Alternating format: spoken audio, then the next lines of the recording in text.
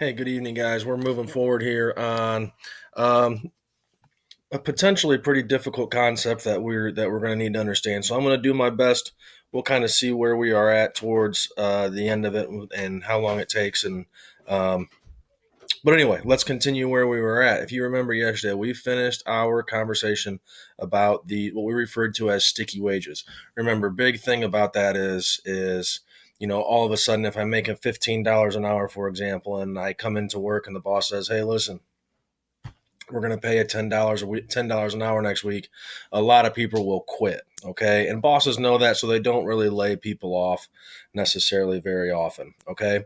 The next term we're going to talk about is what we refer to as the long run aggregate supply. So we're going to add a third line to these graphs. This is my slide, okay, that you'll want to copy down. Now notice, okay, that we have this long run equilibrium. All righty. And as you are looking at this, what you've got to understand is that wages, which again, this is our wage axis, right? Price level is wages. All righty.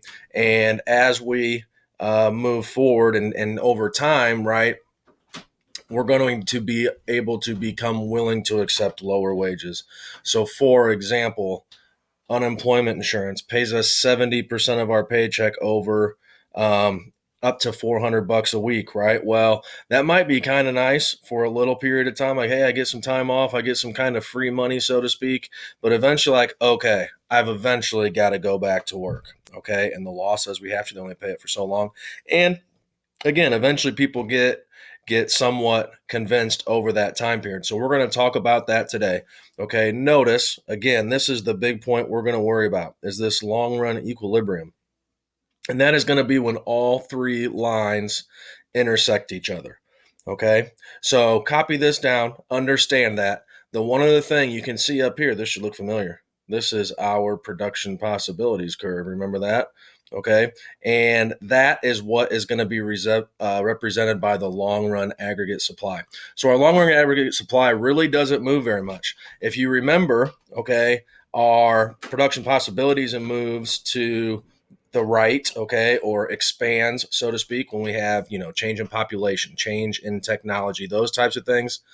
We could do that with our long run aggregate supply as well. To be honest, we usually don't see that necessarily have to be performed on a graph. Okay, so we're going to talk about what happens to this long run equilibrium as we shift the aggregate demand here curve here first. All right, so moving forward. All righty, so again, another way to look at this long run aggregate supply is going to be to say this is also our full employment, which doesn't necessarily mean 0% employment. Okay, it's going to represent, where we say, hey, listen, this is our full employment. If you remember, we talked about it. It's probably somewhere for the United States between 4 and 5%, kind of the normal time that people are.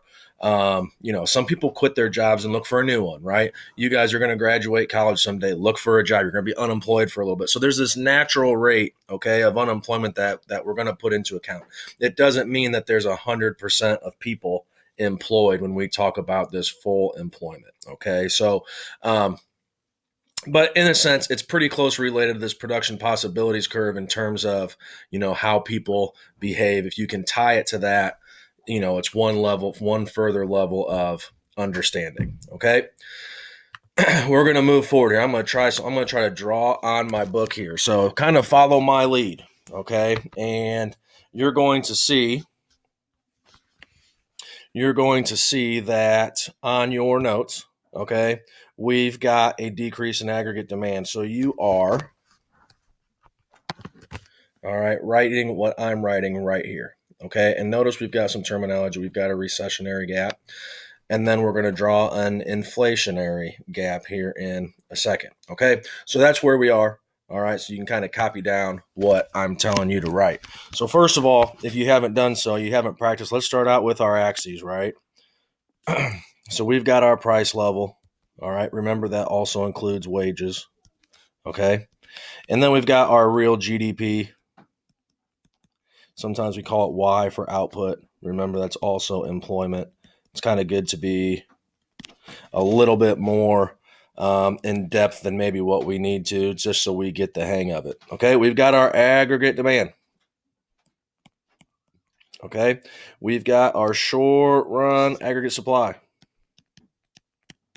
All right, and now we're going to throw in our long run aggregate supply.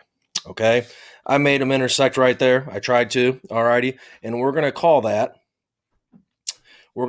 our long run equilibrium. Okay, so long run equilibrium. Okay, now if we have what is referred to as a recessionary gap, and you can see it's going to be caused by a decrease in aggregate demand. For example, we have this coronavirus, right? We mentioned this yesterday a little bit. If we have this decrease in aggregate demand, all right, we're going to shift our aggregate demand curve over to the left. Okay, call it 81. All righty, that creates a new, all right, GDP. So I'm going to call that Y1. I should have said this is Y star, right? This is PL star. And it creates a new price level over here also. So PL1. Okay. That new point is going to be our short run equilibrium. Okay. So short run equilibrium.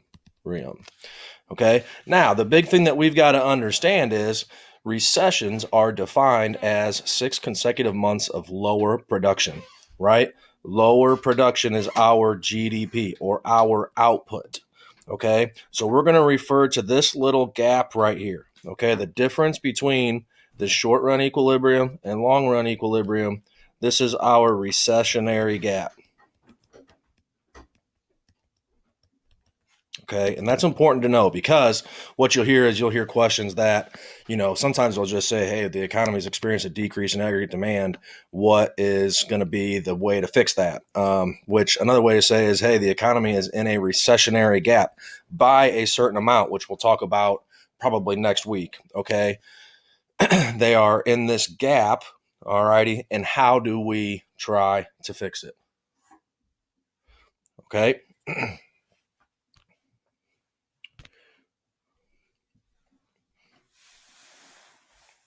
I'm trying to make sure I got everything included here. My computer has not been great for me today. All right. Let's talk about the other. There we go. All right. And we talked yesterday. You can see you may want to add this to it too. If you're not super familiar with what we did yesterday, right? You can add this to this also. But we did mention that yesterday when we shifted this line. Obviously, we did not have the long run aggregate supply in there. I gave another little tip. When our economy is operating to the left of the long run equilibrium, okay, we're going to be a recessionary gap. Just another way to remember that. Okay. Moving forward here. All righty, let's talk about an increase in aggregate demand. And let's kind of draw the opposite. Go ahead. You guys are getting better. You can kind of draw. I'm going to erase. Okay. So pause it if you need to write some more stuff down. I'm going to erase, give myself some space.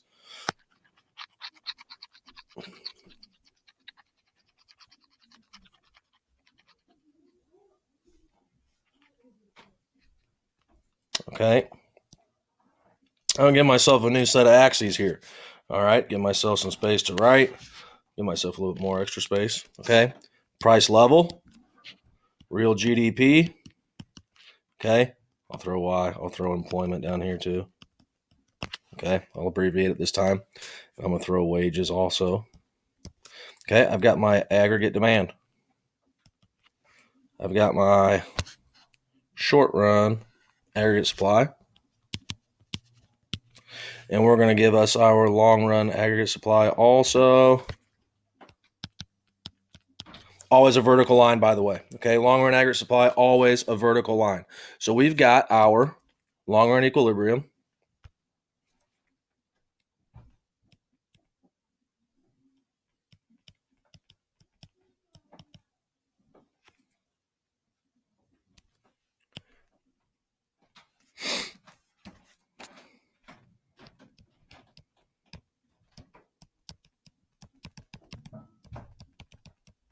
right there. Okay. Now, if we have an increase in demand, okay, so kind of theoretically, we've kind of been experiencing this somewhat. I don't know if you'd ever hear a president say this or the government say, hey, listen, we're kind of in this inflationary gap. But if you see what kind of the stock market's done over the course of the last, especially probably 2 years, it's been increasing pretty rapidly. And you could make the argument that especially if our unemployment rate is as low as it's been in, 10, 15 years or whatever, that we are operating beyond full employment. Like we said, this employment is kind of like a 4%. So you can make the argument, okay, that we've been currently in up until the last 2 weeks in this inflationary gap. Okay. And so we have our new short run equilibrium, right? So our short run equilibrium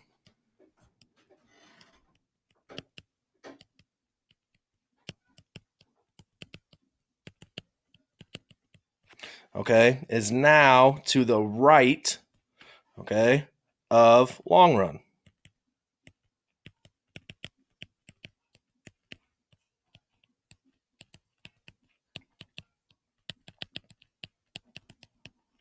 Okay, by a certain amount. Okay, so obviously we have a new equilibrium output. We also have a new equilibrium price level. All right, and you can kind of see we've talked in the past that, hey, when we have more demand, we're going to see an increase in prices, and our output and our employment level is our output's greater, our employment level's high, our employment level is higher, right? Unemployment is low. Okay, so again, just kind of a quick review. Employment's got to go left to right. Okay, so again, if it was unemployment, our graph wouldn't work. So we got to remember that it's employment. Okay, so this is going to be called, this little spot right here, this is our inflationary gap. Okay, and so that's what we can use to identify what's going on. And we can say, hey, listen, identify an inflationary gap solution based on how to get back to this long run equilibrium. Okay, and obviously we would need to decrease aggregate demand, assuming that this long run aggregate supply is going to stay frozen, which for the questions that we need to answer, we are going to assume that. Okay.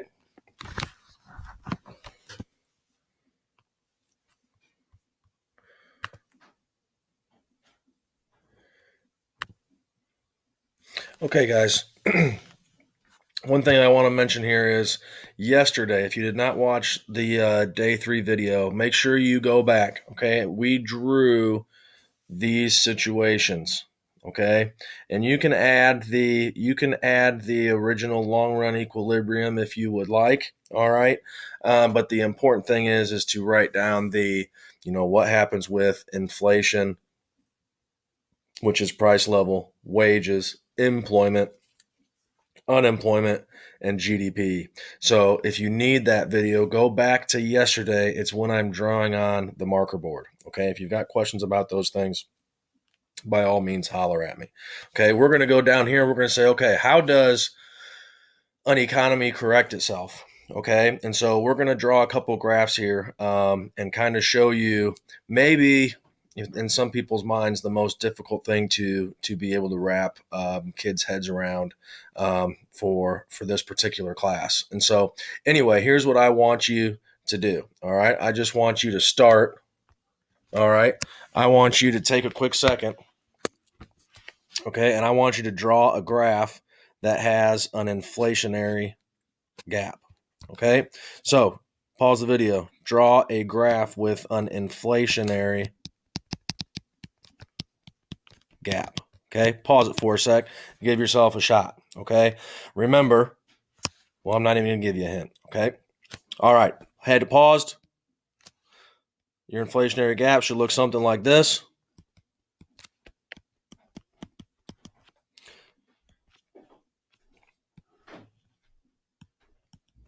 Okay, and I'm going to draw my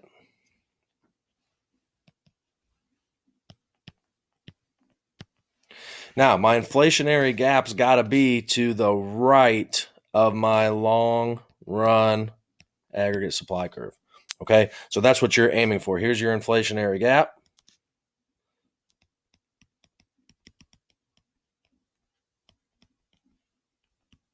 Okay, that's what you're aiming for.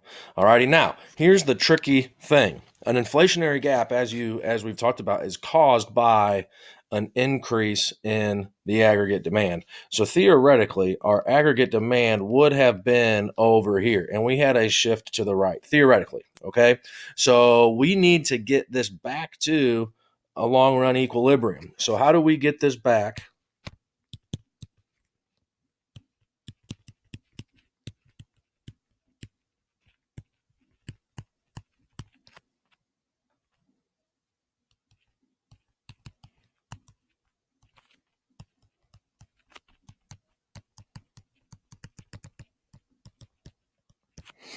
Okay, well, kind of think about what's happened here. Okay, so first of all, if we were down here to start, our wages have increased. Okay, in an inflationary gap. Okay, wages increase. Okay, which means more people willing to work.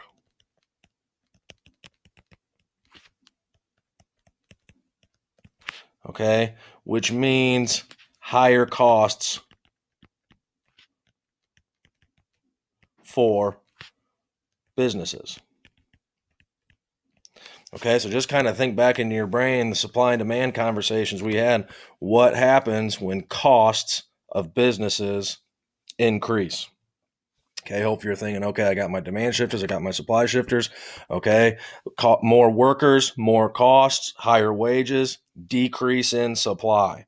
Okay, so what you've got to understand to get this back to long run equilibrium, okay, is that wages, okay, have increased. Don't forget that. Wages have increased, right? We've gone up. We've gone from here up to here. Wages have increased, okay?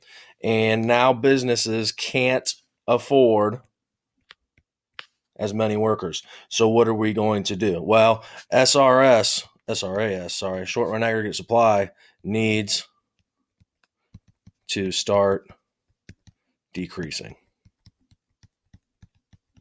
Now, this doesn't happen overnight, okay? This does not happen overnight. It happens over a long period of time. And businesses might, eventually say, okay, well, our output's really good, right? Our output's better than what it normally should be. If this is our normal output, okay, our long run aggregate supply, which we're always going to return to, by the way, okay, well, that's good. Well, think about what kind of happens. If I'm able to make higher wages over a long period of time, all right, maybe I'm able to retire a year earlier. Okay. Or maybe eventually somebody graduates from college and they say, oh, you're only going to pay me that much? Well, I'm not really going to work. Okay. So we head back towards this full employment. Okay. Because we can't afford to hire as many people as we did before. So what we see is we see SRAS, okay, short run aggregate supply. We start seeing it move back. Okay. Over a period of time. It takes some time. And it might take, theoretically, it could take years. Okay. But obviously, we don't have years when we write down these problems. Okay. So, what you'll need to draw is it continues to move left until eventually it's going to find this happy spot. Okay. Where all three intersect again. Okay. And so, again, the costs of workers, especially, right? Okay, causes the short run aggregate supply to shift back to the left, and our long run equilibrium is going to be resulted in higher price level,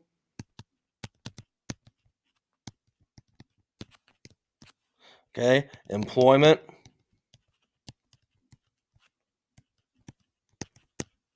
okay, unemployment, and real GDP is going to go down in the long run, okay, right? In long run. Okay, that's what's going to eventually happen. Now, we're going to talk next time with the government gets involved, how that gets fixed. Okay? All right.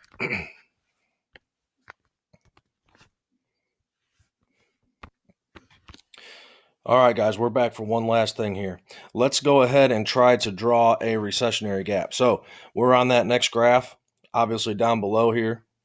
Okay, and go ahead and pause the video, draw a recessionary gap. Okay, so a recessionary gap is going to be one, right, where our short run equilibrium is to the left of our long run aggregate supply, right? Okay, so it's going to look something like this. This is our recessionary gap. Output is below, okay?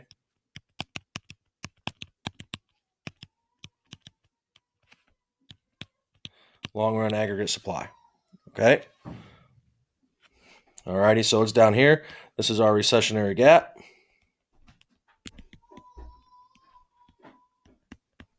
All right, and we've got that identified. Okay, now here's where the opposite kind of happens, what we just talked about. Okay, our normal wages are up here, right? So this is our price level.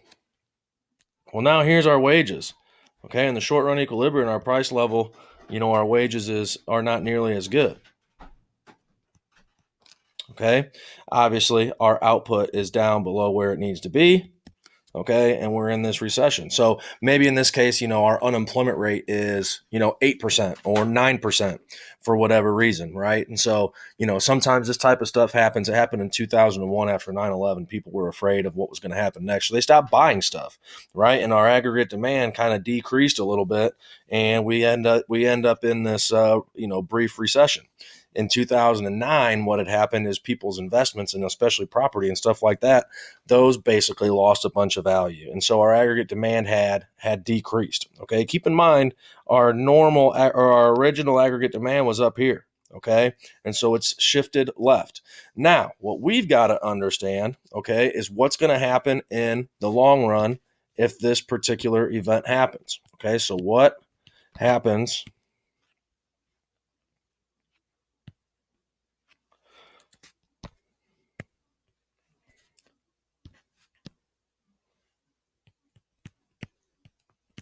in the long run?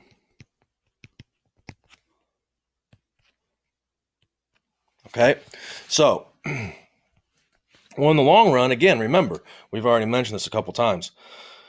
I'm making $10 an hour. They come and say, hey, you're going to make $10 an hour. Like, no, forget you. I quit. Right. So now our output is not anywhere near where our full employment is. Right. So our output has not completely, but has gone down. And so maybe, you know what? I have some money saved up. Maybe I think I'm going to find a better job. But, the entire economy, we're in this spot where, nobody's really hiring. And so I might be able to collect some unemployment for a while in our real life, day-to-day lives. But eventually, like I said, I get bored. Eventually, people graduate college and high school and say, hey, I've never had a job. I'll take $10 an hour. I don't care. Right. And so all of a sudden, people start accepting lower wages. Okay. Eventually, people accept lower wages, which means businesses hire more people,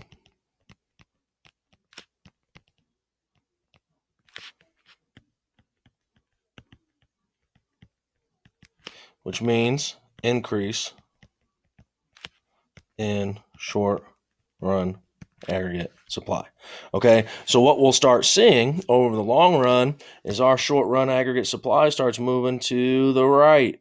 Okay, slowly but surely. Okay, slowly but surely. Okay, and eventually it's going to find our happy point. Okay, and in the long run, what we'll see is, is that wages, average wages, right, decrease. Okay, GDP goes back to normal, go back to up.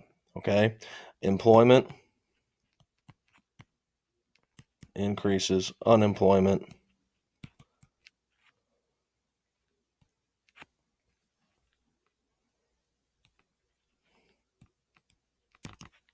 goes down. Okay, and which one am I missing? Oh, inflation okay, goes down. And again, remember, I'm showing you both employment and unemployment because they ask you both. Okay, they try to trick you in that particular way. All right, and again, this happened big time in like 2009. It took until 2014 or so, maybe 2015, where people's real wages actually came back to what was considered the same as pre-recession. And so anyway, that's what happens if we experience a recessionary gap. Tomorrow, we're going to talk about, Tuesday, maybe it's Monday. Either way, our next day, we're going to talk about, okay, the government's going to get involved and they're going to try to increase this aggregate demand, okay, and try to get us back to normal output. Okay, which again, the government just announced today. If you listen to it, a 2 or 6 trillion. I don't know. I should have listened to the news a little bit closer, but a big stimulus plan to try to keep aggregate demand high, right, to avoid this recessionary gap. So I appreciate you listening to me again. I know my handwriting's a mess on this thing. Hopefully, it's not too bad for you. I will connect you with a video of that AC/DC guy. Again, if you have tips, if you're having trouble, if you're really stuck, get a hold of me. I can answer individual questions. I thought you guys did a great job on identifying those fiscal policies on my AP. Again, a lot of you guys think the class average was 15 out of 19, so things are going pretty well with that. All right, the trick is now we just got to remember those things when we get to the test in May. Okay, stay healthy. Enjoy some good weather here the next couple days, hopefully, and we will be in touch.